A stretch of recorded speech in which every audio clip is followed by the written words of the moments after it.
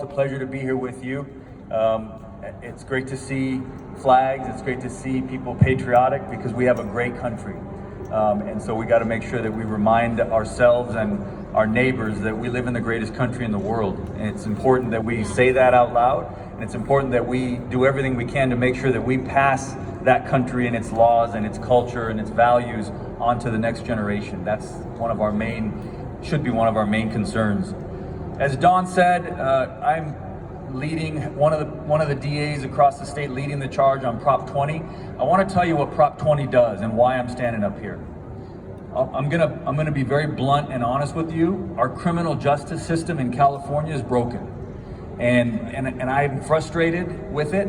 It keeps me from doing my job, and so this is a first step, a response. And I think if we can get Prop 20 passed, the real importance of it, because it's not going to fix every problem with the laws in California. I don't want to give you that impression that it's a panacea or it's going to fix everything that's gone wrong. But I think it's a good first step. And I think what's really important about it is that it shows and it symbolizes the people taking back part of their government. And that's what has to happen. Let me tell you what Prop 20 does and why it's important. Prop 20, first of all, one of the things that it does is it fixes the problem of what is and what is not violent crime in California. I want to tell you why that's important. A few years ago, we had a governor named Jerry Brown. He pushed legislation on an initiative, on a ballot, that was called Proposition 57. Proposition 57 said people that are in prison can get out early from their prison sentence if they show a parole board that they're rehabilitated, that they've maybe got a GED, taken their classes, taken anger management, whatever the case may be. Now that's not a bad thing. That's a good thing to rehabilitate people. But when Proposition 57 was being considered by the electorate, one of the things they said was it only applies to non-violent crimes.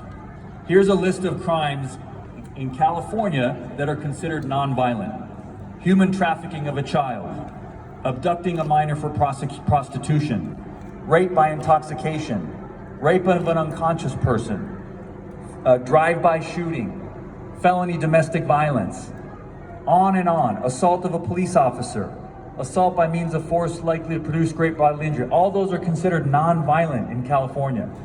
Prop 20 will change that. What that means, if people are in custody in prison because they've trafficked a child for sex, they ought to spend every single day of their sentence behind bars. They do not get released early. They cannot get released early because it endangers the public.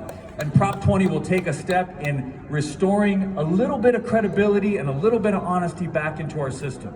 Because as I've pointed out, when the public hears this, they're outraged. They're outraged. You all know, we all know that these crimes that I just mentioned are heinous crimes, and that people that do these things should not be on the same list as non-violent crimes. The other thing it does is that Proposition 47, by the way, don't worry about that. There's people screaming, you know what? We live in a country where we can express ourselves and we have the rights to do that. I want to live in that country for the rest of my life. It's okay. People can disagree with us. I'm fine with that. I'd rather have that than live in a totalitarian country where they're only orthodox and opinions are allowed that are approved by the government. No thank you. I don't live in that country and we're not going to take that. So the second thing, serial theft. We've got huge problems in California. Business owners are fleeing. How long can that last? How long can our society last when the people that open businesses and take risks and provide jobs leave the state? And can you blame them? One of the reasons they're leaving is because we can no longer protect people's property. Let me tell you what I mean. A few years ago, Proposition 47 made theft of under $950 worth of merchandise, made it a misdemeanor. Worse than that, it made it so that no matter how many times someone does this, they could do it 1,000 times in a row and get caught. The local DA can only ever charge them with a misdemeanor. I can't deter theft with the law the way it is. And a lot of big stores, Target, Walmart, they're not even calling the police anymore. Why would they? And so people are walking out the door, with $900 worth of merchandise and nothing happens to them. We can't maintain that system. We've got business owners that are here. They'll tell you as well. By the way, I mentioned Walmart, I mentioned Target, but the vast majority of businesses are small businesses, mom and pop organizations, and these are families pouring their heart and soul into their business, and then someone walks in and takes their property. And then they call the police and they ask the local DA, can you help us? Can you protect our hard-earned efforts? And we have to say, well, we really can't do anything. It's heartbreaking, it's beyond frustrating. I want to change that. Prop 20 will do a couple things. It drops the threshold. Yes. Run out of gas. It's California. We're wind powered here. So $950 is the limit right now.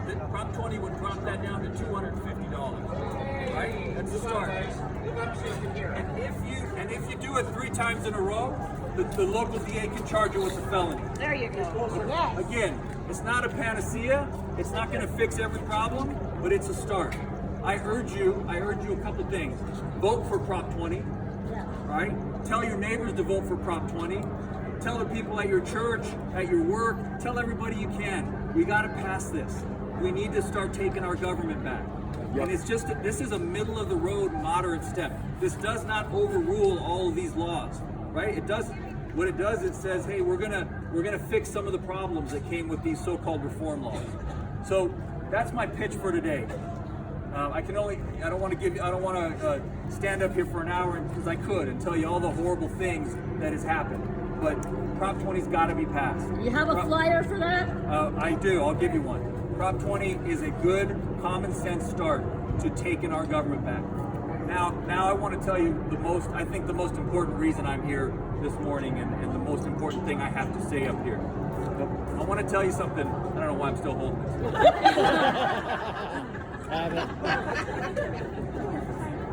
I want to tell you something. I am such a blessed person. I tell my wife this, I tell my family this, that I'm so happy that I live in Riverside County. I was born in this county. I get to be the DA of this county. It's such a great place to live, this community. And you know, we have a populace that have common sense. They support law enforcement. It's not just the people here across this county. I hear it all the time. Yes, we have people that don't understand. And I feel bad for them, I pray for them. But the vast majority of folks understand that we have a great system.